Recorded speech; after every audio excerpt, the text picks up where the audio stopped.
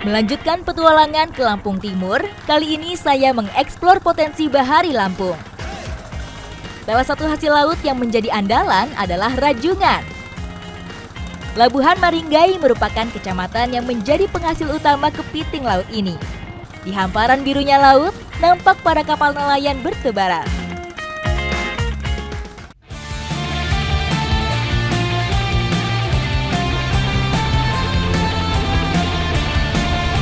Nah, sekarang saya sama Bang Rianto lagi menarik jaring yang isinya rajungan. Tapi nggak terlalu banyak nih dapetnya karena jaringnya melintir. Arusnya deras banget tadi soalnya. Jaring sepanjang 300 meter ini mulai kami gulung. Panjang jaring bervariasi, bahkan dapat mencapai 1 kilometer. Nah, ini dia nih, dapat ada rajungannya. Ukurannya segini lumayan kecil apa sedang? Sedang. Disebut juga dengan swimming crab, rajungan memiliki ciri kaki berbentuk dayung di bagian belakang.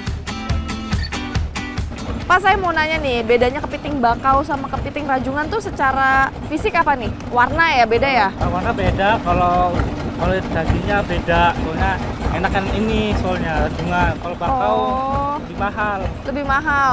Tapi secara daging sebenarnya lebih banyak bakau ya? Kalau banyak rajungan. Oh, banyak rajungan justru.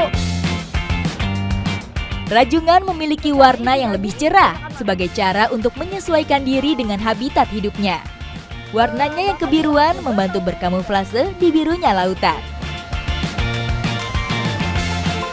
Nah, kalau adanya keong berduri yang nyangkut di jaring ini tuh namanya penyakit jaring. Jadi dia ngerusak jaring, bisa robek jaringnya. Banyak kendala yang dihadapi saat menangkap rajungan. Karena inilah, jaring yang digunakan hanya dapat bertahan selama 2 minggu dan harus rutin dilakukan perbaikan. Ini dia yang bikin berat.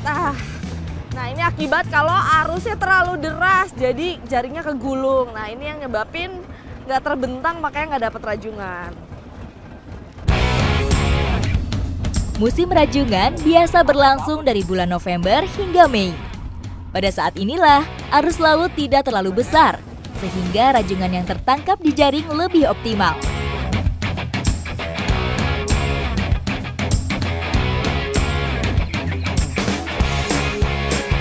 Sepanjang tepian Maringgai nampak penuh perahu nelayan yang telah berlabuh, membawa pulang hasil rajungan tangkapan masing-masing.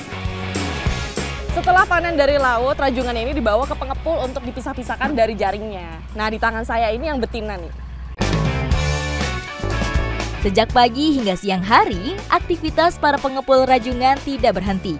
Meskipun terlihat mudah, memisahkan rajungan dari jaring memakan waktu yang panjang. Ini dia perbedaan jantan dan betina. Dari warnanya aja udah kelihatan kan kalau jantan tuh ada kebiru-biruan, sementara yang betina warnanya seperti ini.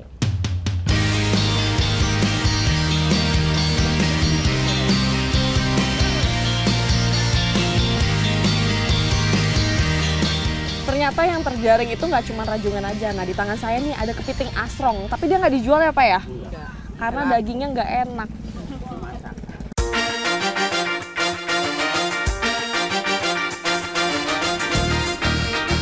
Masih dalam keadaan segar, rajungan dikumpulkan untuk diolah di mini plant. Mini plant atau usaha rumahan untuk mengolah hasil laut ini memang banyak ditemui di Labuhan Maringgai. Jadi rajungan di sini diperuntukkan untuk ekspor. Nah, setelah sampai langsung direbus dulu ya Pak ya? Iya. Selama kurang lebih 30 menit. Dan nggak boleh diaduk karena nanti hancur. Rajungan yang berganti warna kemerahan setelah direbus nampak begitu menggoda. Proses perebusan ini juga bertujuan agar tidak mudah busuk saat diekspor. Selesai direbus, pas sudah matang langsung masuk ke proses pendinginan. Didinginkan itu kurang lebih 1-2 jam. Satu persatu, daging rajungan dipisahkan dari cangkangnya. Karena hanya daging rajungan yang memiliki nilai tinggi untuk diekspor. Setelah proses pendinginan, sekarang masuk proses pengupasan. Sekarang saya lagi coba ikutan, ternyata susah, nggak mudah. Yang ini bagian flower ya Bu ya? Iya. Nah, ini bagian paling sulit. Karena kalau nggak tepat, dia bisa pecah dagingnya. Daging rajungan ini dipisahkan per bagian. Mulai dari bagian tubuh, capit, dan kaki dikumpulkan secara terpisah. Setelah mengikuti rangkaian proses mulai dari panen di laut sampai sekarang nih pengupasan daging rajungan. Nah, saya mengambil beberapa untuk saya olah di Camper Van. Ikuti jejak saya, jejak petualang.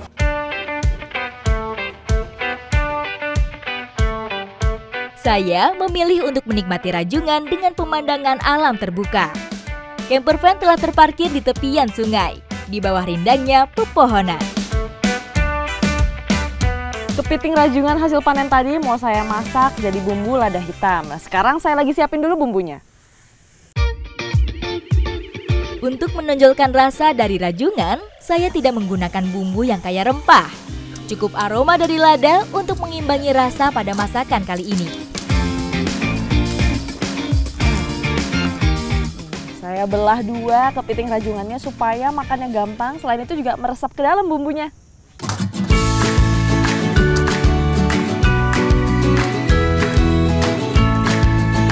Kepiting dicampur dengan tumisan bumbu halus. Setelah ditambah kecap, kuah dibiarkan meresap. Tanpa menunggu lama, rajungan lada hitam siap disantap.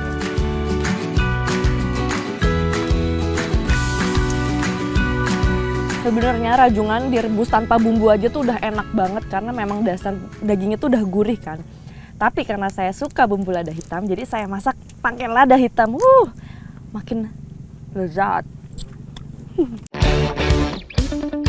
Dibandingkan kepiting bakau, rajungan lebih mudah dinikmati karena cangkangnya tidak begitu keras.